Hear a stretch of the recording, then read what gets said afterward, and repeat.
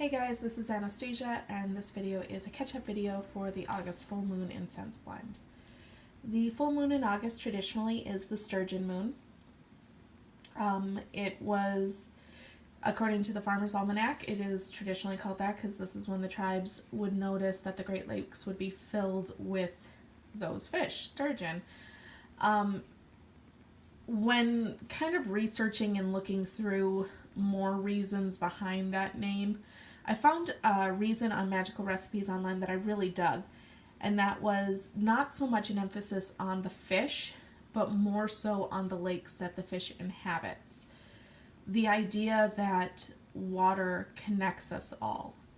And it truly does. There's bodies of water everywhere you look, and it is a feminine element of life in both physical and spiritual senses.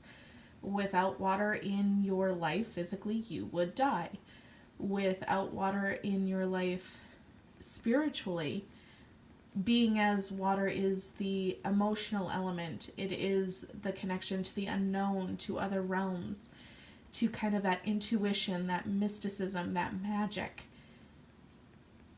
Our spiritual paths would kind of shrivel up and dry up as well without that element. And as many of you who maybe have watched other videos of mine know, that is one of the, that is probably the hardest element for me to connect with. And this last year I was really focused on trying to connect to that, because that is what was happening in my practice. I was drying up.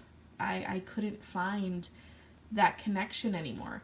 Not only a connection to my own path, but also connection to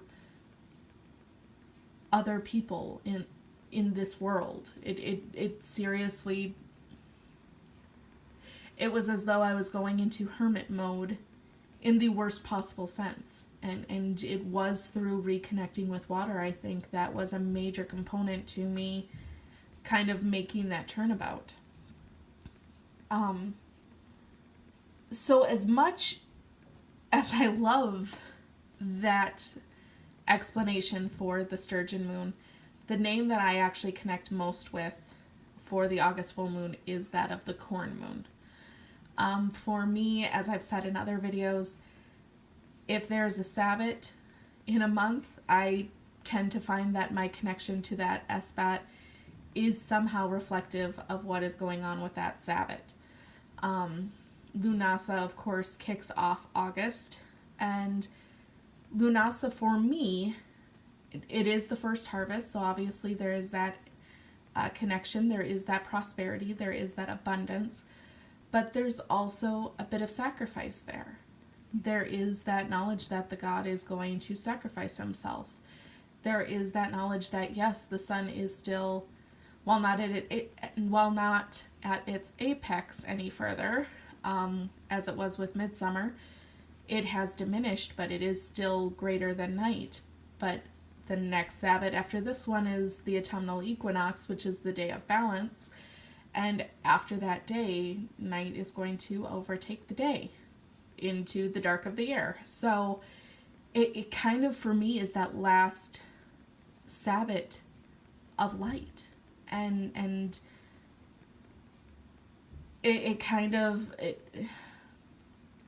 midsummer kind of has that same feel of being split. During the day it's celebration and it's fun, but when the night kind of takes over, it's that acknowledging that the darkness is coming.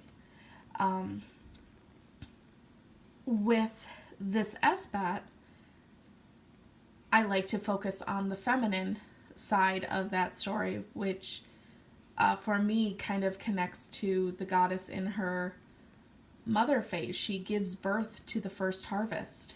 We have that beautiful story of Auna giving birth to that sheath of wheat for the people, and you have this transition that you can truly feel, where the goddess goes from her maiden form into, yes, her pregnant, and now she is fully mother incarnate. And it is that moment where she becomes this caring nurturing figure. She gives of herself to us. And that is what the harvest is really about for me. Every harvest is about sacrifice for that reward. There is no abundance and prosperity without work. There is no reward without sacrifice. And the god sacrifices himself with Lunasa. During the Esbat, the goddess gives birth to the prosperity and the abundance that we are able to partake in. Speaking as a woman who has given birth, it is definitely a sacrifice. So it is something that I like to reflect. And just as, for me, corn is very much connected to the earth. And earth is a very feminine element. And again, without earth, we would die. Without crops, we would die. So it does still it does still have that goddess connection that the water has with the Sturgeon Moon reference. So what I put in my incense here that has burned already pretty quick is for the lunar aspects. We have white willow, violet, apple, lotus, rose, red clover, catnip, wormwood, and gardenia oil. The reason for these are the willow, and I apologize, my hand is starting to shake, so I know the camera's probably wonky. Willow, violet, apple, rose, and wormwood for me kind of delve with those more deeper aspects. The divination, the connection to the underworld, connection to ancestors, focusing on the strength, focusing on the courage that it would take. Then we have the lotus and the gardenia oil for that happiness, for that, we have the lotus and the gardenia oil for that connection to the goddess in her full moon state, but also for that compassion, for that mercy. For me, that's all about connection. When I'm talking compassion, when I'm talking about mercy, I am talking about true connection between people. And because I think that is when I am able, I think that is when society, I should say, is most able to connect, is when we can relate to one another, when we can find that compassion for one another. When we look beyond our own selves and see the other side of things. And those are the two elements that really speak to that for me personally. Rose, obviously, as well, for that divine love.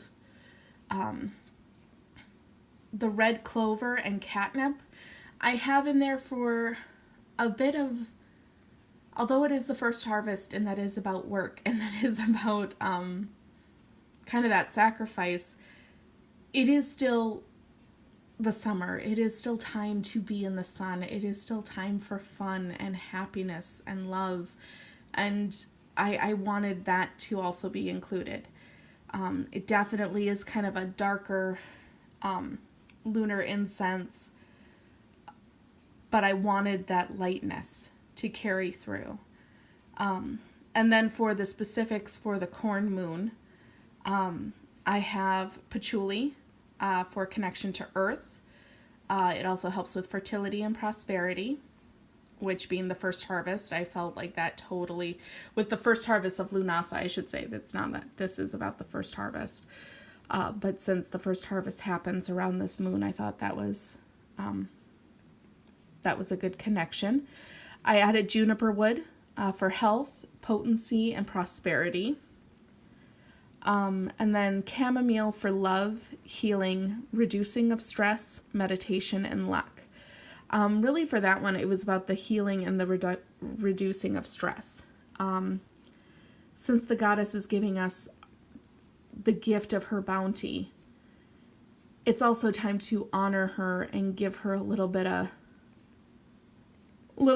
peace, a little bit of calm, a little bit of, for us to connect to her in a more relaxing setting. During the day, it is the time for toil and work and kind of focus on that reaping what we're sowing. But she's the balance to that. I wanted to have a bit of relaxation, a bit of easing to that day.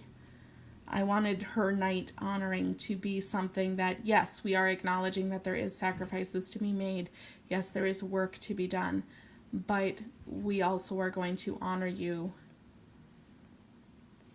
in a way that is opposite. In a way. Like, yes, there are sacrifices to be made, but there is also time to sit back and relax and have that peace, at least on this night with her in her full moon state. And then the last item I added was dragon's blood oil. Dragon's blood oil I loved because for me that really signified the sacrifice of the god, which happens with Lunasa, and I understand that has no bearing with the Esbat. I've had a couple friends be like, why are you so focused on the Sabbat? And for me, I find it brings that balance. The Sabbat for me is kind of about that physical time of year, what's going on the earth at this moment. It's dealing with the physical realm, which for me is much more focused with the god energy. And then the Esbat is it's all about acknowledging the feminine. It is about the divine feminine in her full moon state. Certainly a Sabbat, I can honor the goddess as well as the god, but it's just that physical versus spiritual.